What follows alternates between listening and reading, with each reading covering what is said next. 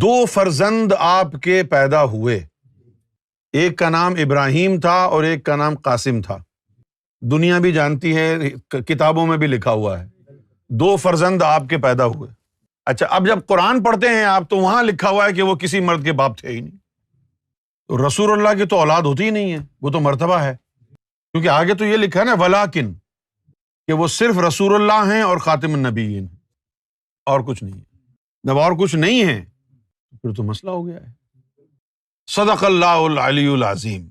اللہ نے جو فرمایا ہے وہ برحق ہے، اس میں کوئی شک نہیں ہے، لیکن سوال یہ پیدا ہوتا ہے کہ جو کچھ یہاں قرآن میں لکھا ہے بغیر روحانی علم کے اس مسئلے کو آپ حل نہیں کر سکتے۔ پہلا جو معنی ہے اس کا وہ سن لیجئے آپ۔ اب دیکھیے، یہ اللہ تعالیٰ کے رموز و اسرار ہیں، یہ اللہ تعالیٰ کی حکمتیں ہیں، اللہ تعالیٰ کی پالیسیز ہیں۔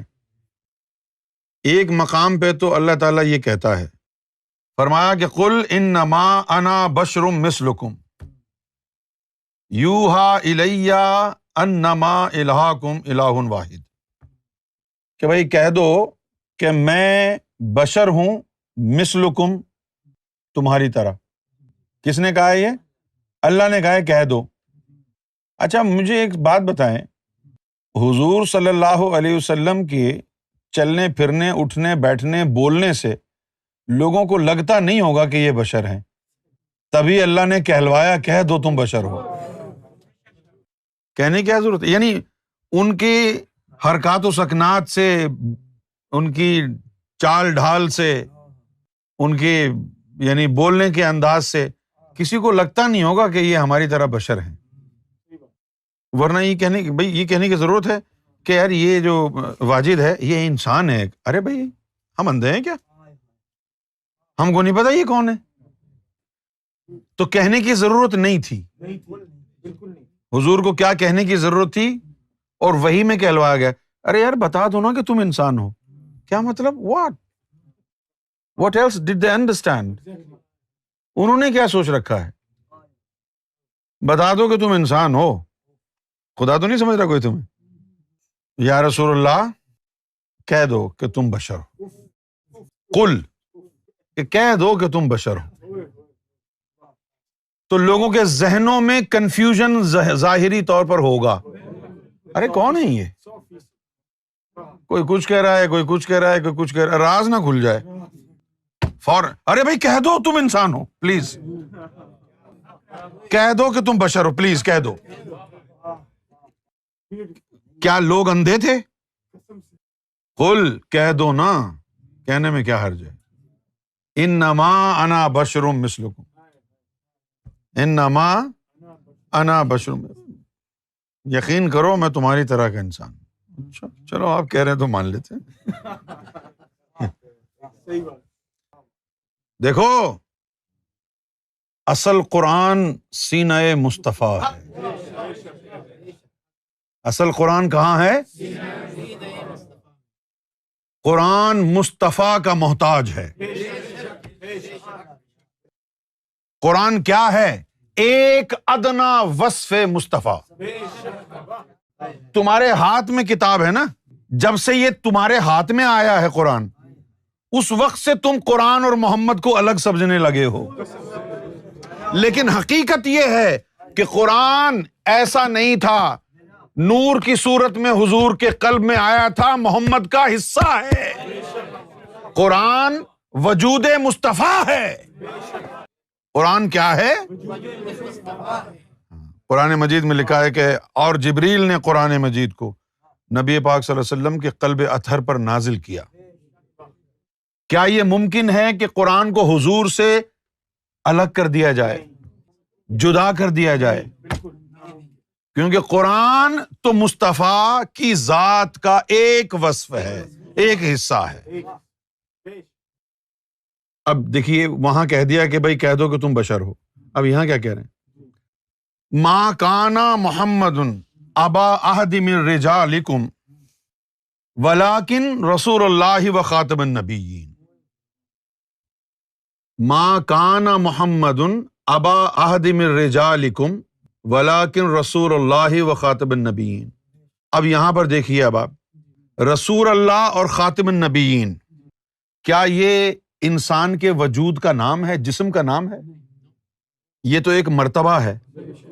اب انہوں نے وجود کو ہٹا دیا، کہا صرف نبی ہیں اور کچھ نہیں ہے.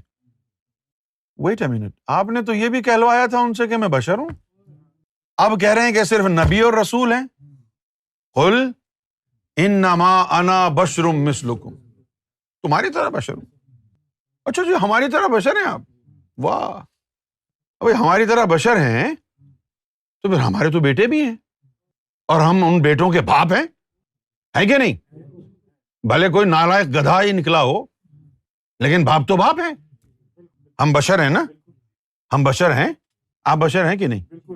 آپ بھی بشر ہیں، آپ بھی بشر ہیں الحمدللہ، آپ بھی الحمدللہ بشر ہیں، میں بھی الحمدللہ بشر ہوں.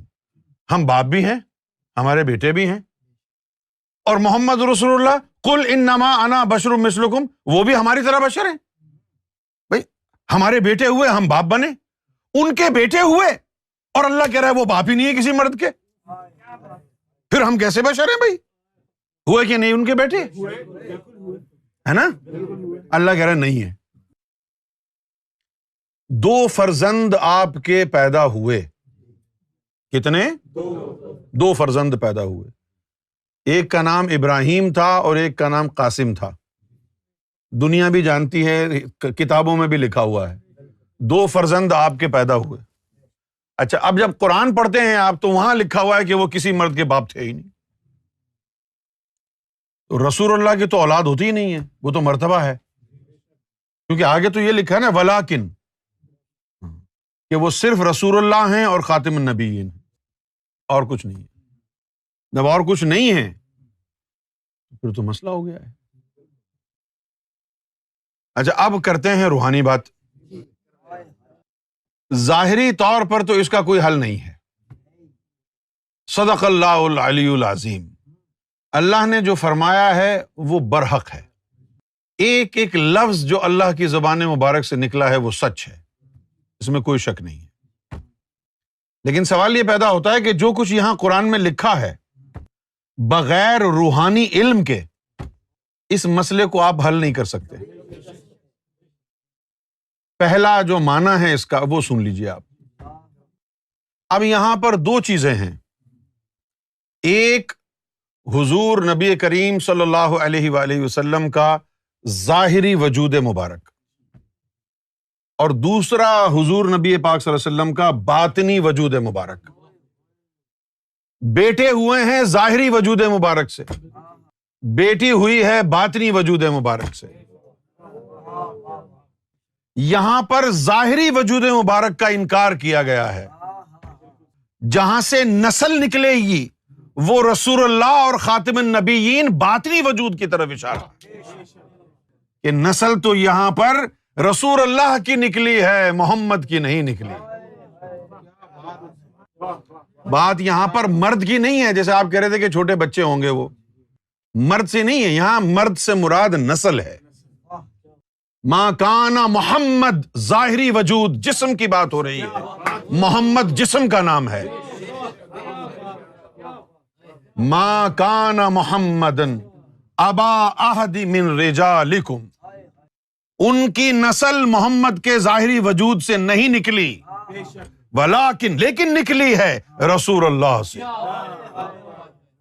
لیکن نکلی ہے وخاتم النبیین سے. وکان اللہ بکل شیء علیم، اور اللہ تعالیٰ کو تو سب کچھ پتا ہے. اس کو اس پیراہے میں دیکھنا ہے. اب اس میں یہ دیکھ لیں کہ ما کان محمد ابا احد من رجالکم، کسی مرد کے نہیں ہے. بیٹی کا تو انکار نہیں کیا کہ بیٹی کے بھی باپ نہیں ہے، کسی مرد کے باپ نہیں ہے. مرد کے باپ نہیں ہے سے مراد کیا ہے کہ وہ نطفہ جو تھا جس سے بیٹے پیدا ہوئے تھے، وہ نطفہ ظاہری تھا، باطنی نہیں تھا. اللہ یہاں پر باطن کو غالب ثابت کرنا چاہ رہا ہے حضور کی ذات پر، کہ حضور کی ذات پر ان کا باطن غالب تھا اور اسی سے نسل چلی، اسی کو اللہ نے ریکوگنائز کیا.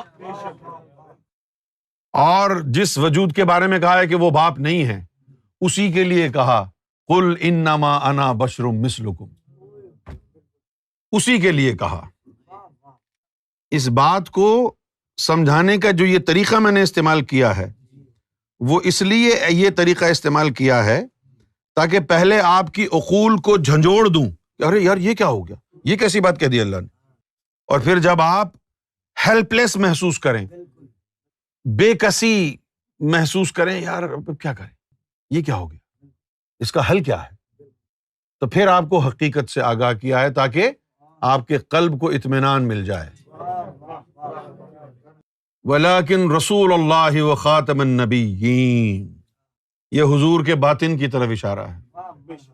آپ کو معلوم ہوگا میں نے پہلے بھی اس بات پر گفتگو کی ہے کہ بی بی فاطمہ کا جو ولادت مبارک ہوئی ہے وہ نبی پاک صلی اللہ علیہ وسلم کا باطنی نوری نطفہ ہے، طفل نوری کا۔ پھر ان کی جو اولاد ہوئی ہے وہ بھی طفل نوری کے نور سے ہوئی ہے، جس کے لیے کسی نے کہا کہ تیری نسل پاک میں ہے بچہ بچہ نور کا، تو ہے عین نور تیرا سب گھرانہ نور کا۔ وہ باطنی نطفے سے نکلا ہے۔ اچھا، اب جیسے اللہ نے یہ بات کہی ہے کہ نہیں وہ کسی مرد کے باپ نہیں ہے، اسی طرح ہم نے بھی ایک جملہ کہا تھا کہ یہ طلعت، یہ بابر، یہ حماد، یہ غفران، یہ سرکار گوھر شاہی کی اولاد نہیں ہے۔ تو اللہ کہنے کا دیکھو یار صاف جھٹلا رہا ہے، اور میں تو وہی کہہ رہا ہوں جو اللہ نے کہا ہے۔ میں نے کہا ہے کہ طلعت اور بابر جو ہے وہ سرکار گوھر شاہی کی اولاد نہیں ہے، اور اللہ نے کیا کہا کہ قاسم اور ابراہیم محمد کی اولاد نہیں ہے۔ پھر آپ کہیں گے یہاں کوئی حکمت ہوگی، وہ حکمت کیا ہے؟ وہ حکمت یہی ہے، جب بھی کسی ہستی کی ظاہری نطفے کی اولاد ہوئی ہے تو یا تو وہ مر گئی ہے یا وہ کافر ہو گئی ہے، بچی نہیں ہے۔ کافر ہونا اور مر جانا اس سے بہتر ہے کہ مر جائے۔ نوح علیہ السلام کا بیٹا ایمان نہیں لایا نوح علیہ السلام، کافر ہو گیا نا۔ جب وہ ڈوبنے لگا طوفان نوح میں تو ان کو بیٹے پر ترس آ گیا۔ جب وہ طوفان نوح آیا اور وہ ڈوبنے لگا تو نوح علیہ السلام نے دعا کے لیے ہاتھ اٹھا لیا اور اللہ کو کہا کہ اے اللہ میرا بیٹا میری آل سے ہے، اسے بچا لے۔ تو اللہ نے جواب کیا دیا؟ قال یا نوح انہ لیس من اہلک، اللہ نے فرمایا کہ اے نوح انہ لیس من اہلک، کہ وہ تیری آل سے نہیں ہے، انہ عمل غیر صالح، کیونکہ وہ غیر صالح ہے۔ اور پھر اس کے بعد فرمایا کہ فلا تسألنی ما لیس لک بی علمی، اور پھر دوبارہ اگر ایسا سوال کیا تو پھر تمہارا شمار اللہ نے فرمایا ہم جاہلین سے کر دیں گے۔ اب یہاں پر بیٹے ہیں اس کے باوجود اللہ کہتا نہیں تمہارا بیٹا نہیں۔ تو اس کا مطلب یہ نہیں ہے کہ بھئی اللہ تعالیٰ جو ہے نا چوڑے میں سفید جو ہے وہ چونا لگا رہا ہے۔ اس کا مطلب یہ ہے کہ اس میں کچھ سمجھنے کی ضرورت ہے کہ اللہ کا اشارہ کس طرف ہے اور اللہ تعالیٰ ریکوگنائز کس کو کرتا ہے۔ اللہ فرماتا ہے ان اللہ لا ينظر الى صورکم واعمالکم، میں تمہاری شکلیں نہیں دیکھتا، تمہارے عمل نہیں دیکھتا، ولکن ينظر الى قلوبکم ونیاتکم، میں تمہارے قلب اور اس کی نیت کو دیکھتا ہوں۔ اللہ تعالیٰ باطن کو ریکوگنائز کرتا ہے، ظاہر کو ریکوگنائز اللہ نہیں کرتا ہے۔ اس کا باطن کالا تھا نوح کے بیٹے کا، اللہ نے صاف منع کر دیا کہ تیری آل میں سے نہیں ہے کیونکہ یہ غیر صالح ہے۔ تو معلوم یہ ہوا کہ نبی کی آل سے جو ہوگا وہ صالح ہوگا، اور جو غیر صالح ہوگا اس کی آل سے نہیں ہے۔ یہ قرآن کا فیصلہ ہے۔ نبی کی آل سے جو ہوگا وہ صالح ہوگا، کیوں؟ کیونکہ اس کی آل باطن سے چلتی ہے۔ جو باطنی نطفے سے پیدا ہوگا وہ صالح ہوگا، جو ظاہری نطفے سے پیدا ہوگا وہ غیر صالح ہوگا اور اس کنجر کی طرح مردود اور کافر ہوگا۔ جو نبی کی آل سے ہوگا وہ صالح ہوگا، پاسبل ہی نہیں ہے کہ وہ غیر صالح ہو، ممکن ہی نہیں ہے۔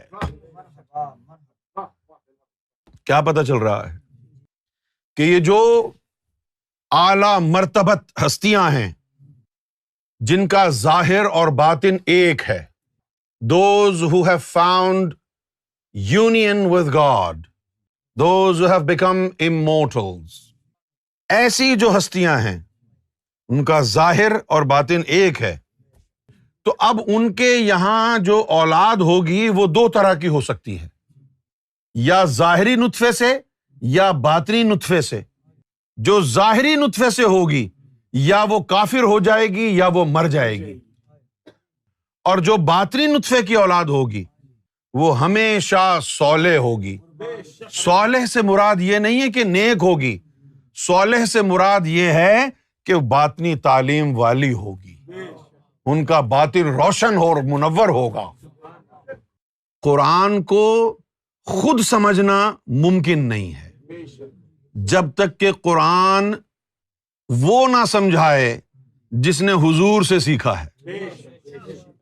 اللہ تعالیٰ نے جو دلیلیں دی ہیں یہاں پر وہ کیا دی ہیں کہ قال یا نوح انہ لیس من اہلک، وہ تیری اہل میں سے، آل میں سے نہیں ہے، انہ عمل غیر الصالح، وہ تیری آل میں سے کیوں نہیں ہے؟ کیونکہ وہ غیر صالح ہے۔ تو اس کا مطلب کیا ہوا؟ جو آل میں سے ہوگا وہ ہر حال میں صالح ہوگا۔ تو آل میں وہی ہوگا جو باطنی نطفے کی پیداوار ہوگا۔ تو اب حدیث شریف میں آیا کہ بھئی جب آپ اپنی زوجہ محترمہ کے ساتھ مصروف عمل ہونے لگیں تو یہ آیت پڑھ لیں۔ کیوں بھئی ایسے وقت میں آیت کس کو یاد رہتی ہے؟ لیکن سوال یہ ہے کہ کیوں؟ باتھ روم جا رہے ہیں آپ تو آپ نے دعا پڑھنی ہے، کیوں؟ مسجد میں جا رہے ہیں تو دعا پڑھنی ہے، اللہم افتح لی ابواب رحمتک، مسجد کا دروازہ تو کھل گیا ہے، اپنی رحمت کا دروازہ بھی کھول، ورنہ مسجد میں جانا بیکار ہے۔ اللہم افتح لی ابواب رحمتک، اے اللہ اپنی رحمت کے دروازے مجھ پر، یعنی مسجد میں جانے سے پہلے تو مسجد سے باہر نکلنے، باتھ روم میں جا رہے ہیں تو دعا پڑھیں، یہاں تک کہ بیوی کے ساتھ مباشرت کرنے کا عمل آپ نے کرنا ہے تو دعا پڑھنی ہے۔ باتھ روم میں جا رہے ہیں تو کیوں دعا پڑھنی ہے؟ کیونکہ باتھ روم میں بدبو ہوتی ہے، اس بدبو کے لیے ایک خاص جنات کی قوم ہے جن کی اللہ نے وہاں ڈیوٹی لگائی ہوتی ہے، وہ اس بدبو کو اپنے اندر جذب کرتے ہیں ورنہ دنیا میں گند پھیل جائے۔ اب جب آپ باتھ روم میں جائیں گے تو کہیں ان جنات میں سے کوئی آپ میں گھس نہ جائے، اس لیے پہلے وہ دعا پڑھ لو۔ اسی طرح جب آپ بیوی کے ساتھ مباشرت کرنے لگیں تو اس وقت شیطان کی مداخلت نہ ہو جائے۔ شیطان کی مداخلت کیا ہوگی؟ شیطان کی مداخلت یہ ہوگی کہ فرض کیا اس وقت آپ کے اندر شیطان گھس گیا اور آپ نے اپنی بیوی کے ساتھ ہم بستری کی، اور جو بھی مادہ خارج ہوا اس کے اندر شیطانی نار بھی شامل تھی، تو وہ بچہ شیطان ہوگا پیدائشی طور پر۔ تو اس سے بچانے کے لیے نبی پاک صلی اللہ علیہ وسلم نے فرمایا کہ دعا پڑھ لو، یعنی عام انسان کی بھی حفاظت کا اللہ تعالیٰ نے بندوبست کیا ہے۔ تو اب جو خاص ہستیاں ہیں ان کے یہاں پر آل دو طرح کی ہوتی ہے، جو ظاہری نطفہ ہے اس نطفے سے وہ بری الذمہ ہوتے ہیں، ان کے باپ ہی نہیں ہیں وہ اللہ کی نظر میں، وہ ہستیاں صرف اپنے باطنی نطفوں کی ذمہ دار ہیں اور انہی کے باپ ہیں، اور یہ بات آپ کو قرآن سے ثابت۔ Then how come good souls born to non-believers' house and atheists' houses when they don't even know how to read duas like that؟ وہ ازلی مومن ہونے کی وجہ سے اللہ تعالیٰ ان کو ہدایت دیتا ہے، ازلی مومن روح کی وجہ سے ان کو ہدایت دیتا ہے، اور یہ جو ہستیاں ہیں یہاں پر وہ ازلی مومن روح ان کے باطنی نطفوں کی طرف بھیجتا ہے، ظاہری نطفوں کی طرف بھیجتا ہی نہیں ہے۔ اور جو عام آدمی ہیں، جو کافروں کے ایتھیسٹ کے پیدا ہوئے ہیں، ان کے ہاں تو ایک ہی نطفہ چل رہا ہے نا، ان کے ہاں دو نطفے چل رہے ہیں۔ اگر عام آدمی کے بھی دو نطفے چل رہے ہوتے تو کوئی بھی مومن روح ظاہری نطفے میں وہاں پر بھی نہ آتی، لیکن عام آدمی کا تو صرف ظاہری سسٹم چل رہا ہے نا، تو مومن اور کافر دونوں ظاہری سے آئیں گے، لیکن جو خاص ہستیاں ہوتی ہیں ان کا ظاہری اور باطنی دونوں چلتے ہیں۔